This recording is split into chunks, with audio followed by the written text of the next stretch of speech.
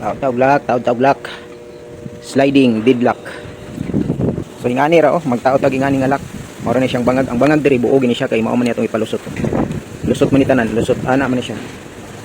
Nan. Nya. Nani siya kabir. Kani ana ni siya.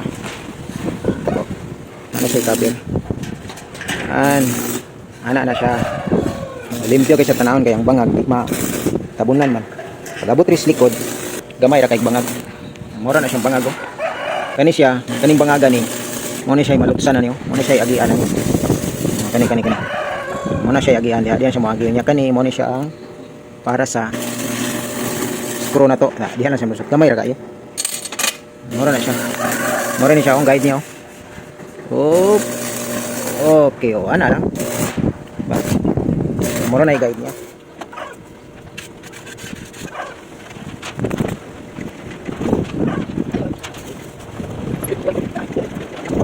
Okay, plaster na. Ana ora ni siya Tapos kani bitaw yan dila-dila. Pag pansak ninyo pag pansak ninyo pasulod niyo kung di gani siya matuyok, di gani siya malak. Putli lang ninyo ni gamay. Kay mudasok man gud siya gamay dito sa lalom, kailangan diri lang sa tama kanilang. Para matuyok nimo, malak nimo ba malak. Matuyok na siya manaana ra na.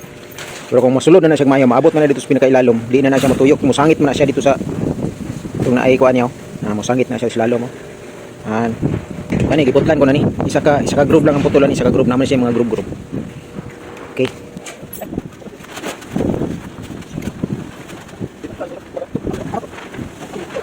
Okay. Kumana ato ang lock. Testing kung smooth ba. Okay. Good. Pagka ko mo. Bulak. Okay. So kung mugawas mo, tapos abli, sulod, pag sulod ninyo, pwede ra di mo magamit og susi, no? Kanina yung gamiton lock.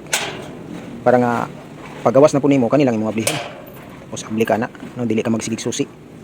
Kay ang ato ang gibutang diri lahi man guni, no? Dili na siya pang balay, pang sliding gate, gini siya nga dubli ang iyang susianan sa sulod o susianan ti sa gawas. Ang katong pang balay, susianan sa gawas nga katong tuyok na lang diri sa sulod.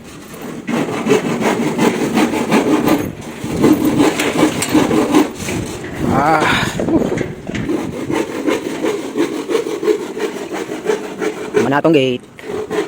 Anay lock. Kulang tong diri. So mo na lang kulang sa tong gate para nga makumpleto na. Tapos final ang pintura. Okay.